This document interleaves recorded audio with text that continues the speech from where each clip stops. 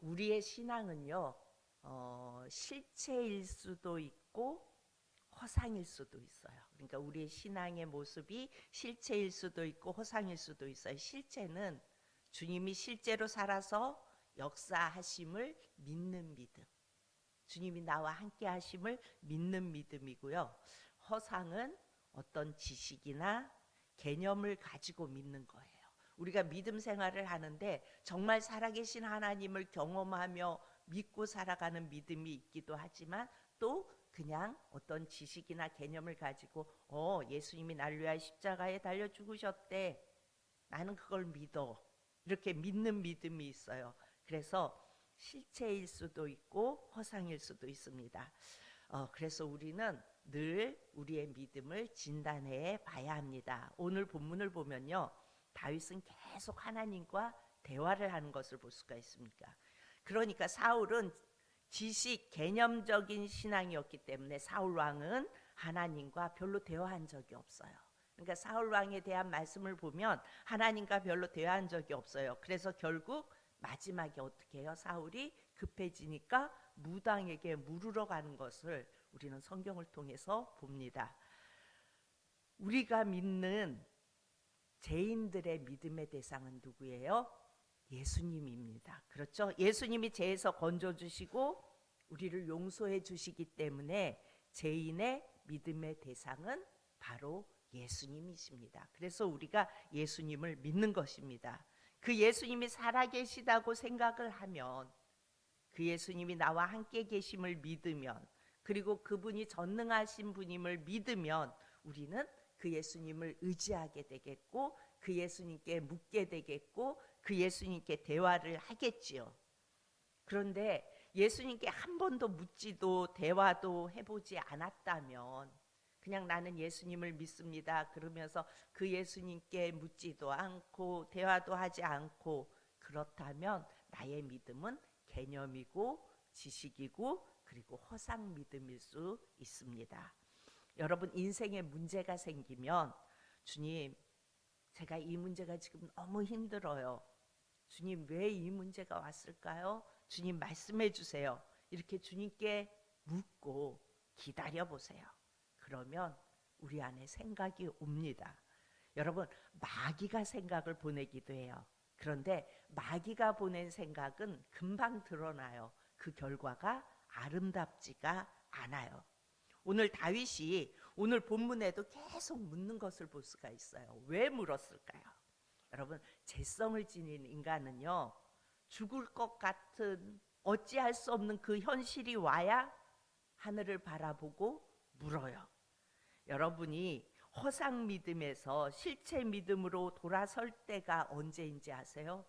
내가 아무것도 의지할 수 없을 때, 그럴 때 그 주님을 바라보면서 주님 주님 왜 이럴까요? 라고 주님께 묻는다고요. 아무도 물을 데가 없고 아무도 내 심정 모르고 그야말로 내가 벼랑 끝에 서 있다고 생각할 때 우리는 주님을 쳐다봅니다. 하나님께서 천국 가는 믿음으로 변화시켜 주시려고 우리를 자꾸 벼랑 끝으로 모세요.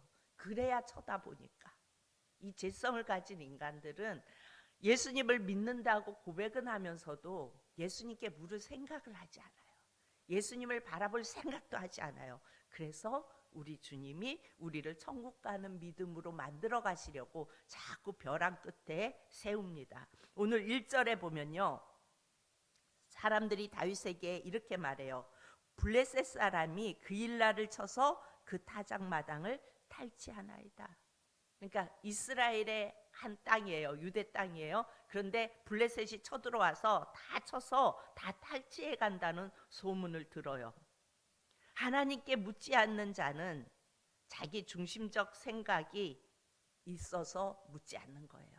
그래도 내가 생각할 겨를이 있어서 묻지 않는 거예요.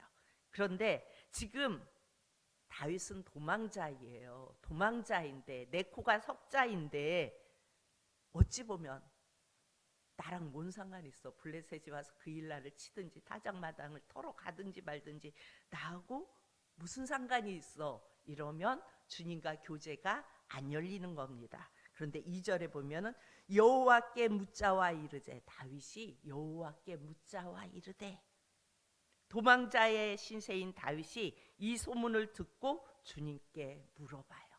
어찌 보면 오지랖 같아요. 그렇죠? 지금 나도 도망자인데 무슨 오지랖 넓게. 그런데 뭐라고 다윗이 말해요? 가서 블레셋을 치리이까? 이렇게 물어봐요, 주님께. 하나님은 이럴 때 그 중심을 보시는 겁니다. 인간은 어때요? 우리 모두가 다 자기 것 외에는 관심이 없게 되어 있어요. 어디에서 무슨 일이 일어났다 할지라도 그게 내 일이면, 내 자녀의 일이면 난리가 나죠. 그런데 내 일이 아니면 뭐 우리 쉽게 하는 말로 한치 건너 뭐 두치라고, 그랬대, 그랬나 보지 뭐, 이러고 넘어가는 게 우리의 모습이고 우리의 죄된 속성이에요. 그런데 다윗은 자기 코가 석자인데 다른 사람이 어려움을 당하는 것을 보고 그냥 지나치지 못하고 주님께 묻는 것을 볼 수가 있어요. 그랬더니 주님이 뭐래요? 가서 블레셋을 치고 그 일날을 구원하라, 이렇게 말씀하세요. 3절을 보면요, 3절에 우리가 유다에 있기도 두렵거든, 많은 사람들이 다윗에게 말하는 거예요. 하물며 그 일라에 가서 블레셋 사람들의 군대를 치는 일일까?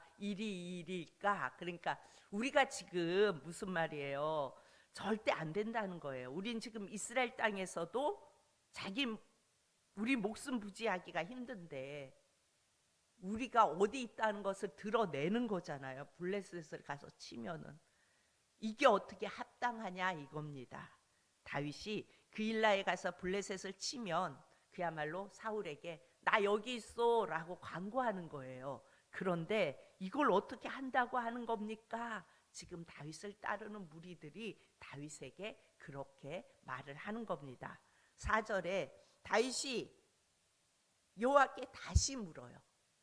이렇게 주위에서 다 반대하고 일어나니까 다윗이 다시 물어요. 주변이 다 반대하고 나오니까 다시 물어요. 다윗은 공과 사자와 싸울 때 자기 목숨을 지켜주신 분이 하나님이라는 것을 알아요. 그래서 그 하나님이 뭐라 하시는지 끝까지 묻는 거예요. 그랬더니 우리 하나님이 똑같은 답을 하세요. 여러분, 구약은요, 특정한 사람만 하나님의 음성을 들었어요. 그러나 신약은, 지금 우리는 신약 시대를 살아가는 사람들이에요. 신약은 예수의 영이 내 안에 계시면, 그렇죠, 예수님의 영이 내 안에 계시면 다 들을 수 있어요. 예수님께 물으면 예수님이 생각으로 우리에게 말씀하세요. 5절에, 그래서 5절에 보면요, 다윗이 그의 사람들이 그일라로 가서 블레셋 사람들과 싸워 그들을 크게 쳐서 죽이고 그들의 가축을 끌어오니라. 다윗이 이와 같이 그일라 주민을 어떻게 했대요? 구원하니라. 하나님의 말씀대로 다 이루어져요. 그래, 가서 쳐라. 하나님 말씀하시니까 가서 쳤더니 그들을 구원하고 그들의 모든 것들을 끌어왔다고 말씀합니다. 주님의 음성인 줄 알았는데, 그래서 내가 그 음성에 순종했는데 안 이루어지는 것은 다 누구의 생각일까요? 여러분, 내 삶 속에서 이게 주님의 생각으로 알고 내가 순종했는데 안 이루어지네? 이건 또 뭐지? 내 생각이라는 것을 깨닫기 바랍니다. 내 생각이 더 크면요, 주님의 생각보다 내 생각이 더 크게 좌우해요. 그래서 주님의 생각인 줄로 착각하고 있을 수도 있어요. 그런데 이게 안 이루어지고 또 그 결과가 아름답지 않으면 내 생각이 더 컸구나 라는 것을 빨리 깨달으면 됩니다. 주님의 음성을 정확하게 듣는 방법은요, 내 생각과 욕심을 내려놓을 줄 알아야 합니다. 주님의 음성을 잘못 듣는 예는요, 자기의 생각이 크면 잘못 들어요. 내 의지가 강하면 잘못 들어요. 7절을 보면요, 7절에 다윗이 그일라에 온 것을 어떤 사람이 사울에게 알려요. 여러분, 그일라는 성이에요. 그 안에 들어갔으니 쉽게 말하면 뭐 도간에 든 쥐가 된 거예요. 그러니까 사울이 이제는 잡았다. 그 성 안에 계속 도망 다니면 어디에 있는지 모르는데 그 성 안에 들어갔다는 것을 아니까 야, 이젠 잡았다. 그제를 불러요. 그가 광야에 있을 때에는 어디에 숨었는지 알 수 없어서 사울이 계속 못 잡았지만 그일날은 성이니까 그야말로 도관에 든 지인 거예요. 그래서 8절에 모든 군사를 데리고 다윗을 잡으러 내려갑니다. 그리고 9절에 다윗이 아비아달에게 제사장이 입는 옷 에봇을 가져오라 하고 다시 또 주님께 물어요. 지금 성 안에 있는데 사울이 잡으러 내려오고 있잖아요. 그랬더니 다윗이 또 주님께 물어요. 이런 상황이라면 여러분은 어떨 것 같아요? 빨리 그일라 성을 빠져나오겠죠. 그런데 다윗은 그 자리에서 또 주님께 묻습니다. 성 안에 있는데 그일라 사람이 나를 사울에게 넘기겠느냐고 하나님께 물어요. 다윗은 세밀하게 모든 상황 하나하나를 주님께 묻는 것을 볼 수가 있습니다. 여러분, 구약은요, 예수님 오시기 전 그림자고 모형들이에요. 그러니까 예수님을 주인으로 모시고 살아가는 자들은 이렇게 주님께 물으면서 살아가야 해요. 여러분, 우리가 예수님을 믿는다는 게 뭐예요? 예수님이 내 안에 계시는 거예요. 그리고 예수님이 내 안에 주인 되시는 거예요. 예수님이 나를 위하여 대속제물이 되어주시고 그것을 내가 믿는다면 지금까지 내가 내 뜻대로 살아오던 것들을 내려놓고 이제 내 안에 주인 되시는 그 주님이 나의 주인 되셔서 살아가는 삶이라고요. 그래서 주님, 이거 뭐라고요? 주인님, 이런 뜻이라고 말씀드렸죠. 그러니까 우리는 늘 주님께 물으면서 살아가야 합니다. 오늘 11절에 보면요, 사울이 내려올 거라는 거예요. 그리고 12절 13절을 보면요, 다윗은 계속 물어요.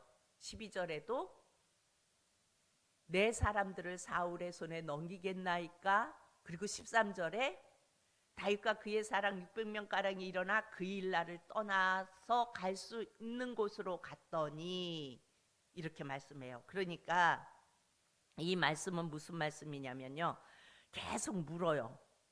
그리고 주님과 같이 교제하면서 인도하심을 받으면서 그 그일라 성을 빠져나오는 것을 볼 수가 있어요. 그래서 사울이 잡으러 오기 전에 그 성을 빠져나옵니다. 우리가 하나님께 드리는 것은 여러분 의지한다는 표현이에요. 그러니까 하나님이 내 생명을 지켜주시고 내 자식을 지켜주시고 나의 물질을 지켜주시고, 여러분, 내게 돈이 있는 것은 하나님께 내 믿음의 표현을 하라고 있는 것이지 그 돈을 의지하라고 준 것은 아니에요. 그런데 우리가 가만히 우리의 자신을 이렇게 점검해 보다 보면 때로는 우리 예수님보다 뭘 더 의지해요? 물질을 더 의지하는 우리의 모습을 발견하기도 하잖아요. 그일라에서 이제 다윗이 이미 나갔다고 하니까 사울이 내려오지 않습니다. 그래서 14절에 보면요, 이렇게 말씀해요. 14절, 다윗이 광야의 요새에도 있었고 또 광야 산골에도 머물렀으므로 사울이 매일 찾되 하나님이 그를 그의 손에 넘기지 아니하시니라. 광야 요새에도 가서 먹고 광야 산골에도 가서 머무르고 그랬는데 사울은 계속 찾아다녀요, 매일. 그런데 사실 여러분, 이스라엘 땅을 가보면 그렇게 크지 않는 땅이거든요. 그런데 그 땅에서 매일 찾았대요. 3,000명을 풀어서. 왜 못 찾겠어요? 찾지. 지금 이렇게 그 땅의 모습을 보면 왜 못 찾았을까? 이런 생각이 들어요. 왜 못 찾아요? 하나님이 숨기시니까. 하나님이 숨기시니까 못 찾는 거예요. 다 안전하지가 않았어요. 다윗이 숨어 들어가는 것은 다 안전하지가 않은데 그때마다 주님이 안전한 곳으로 인도하셨어요. 여기까지 말씀을 보면서도 우리가 광야 요새에 우연히 갔나 보다, 다윗이 우연히 갔나 보다 이렇게 생각하면 여러분, 성경을 잘못 보고 있는 거예요. 이렇게 그일라 도관에 든 지가 될 때도 있고 또 얼마든지 찾을 수 있는 곳 어디든지 그 이스라엘 안에 있으면 다윗은 안전할 수가 없어요. 그런데 하나님이 가려주시니까 안전한 거예요. 다윗이 숨어 다니는 모든 과정을 안전한 곳으로 주님이 인도해 주셨어요. 사울이 3,000명을 풀어서 전국토가 죽이려고 하는데 사울이 매일 찾되 14절에 말하죠. 매일 찾되 하나님이 그를 그의 손에 넘기지 아니하시니라.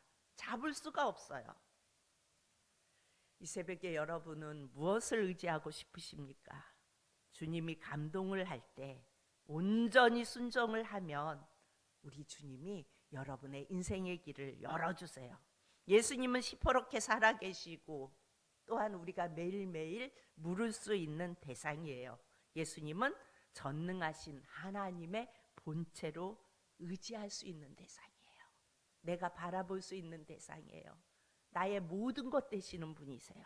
오늘부터라도 우리가 주님께 묻고 주님의 뜻을 기다리는 저와 여러분이 되어질 수 있기를 축복합니다. 기도합니다.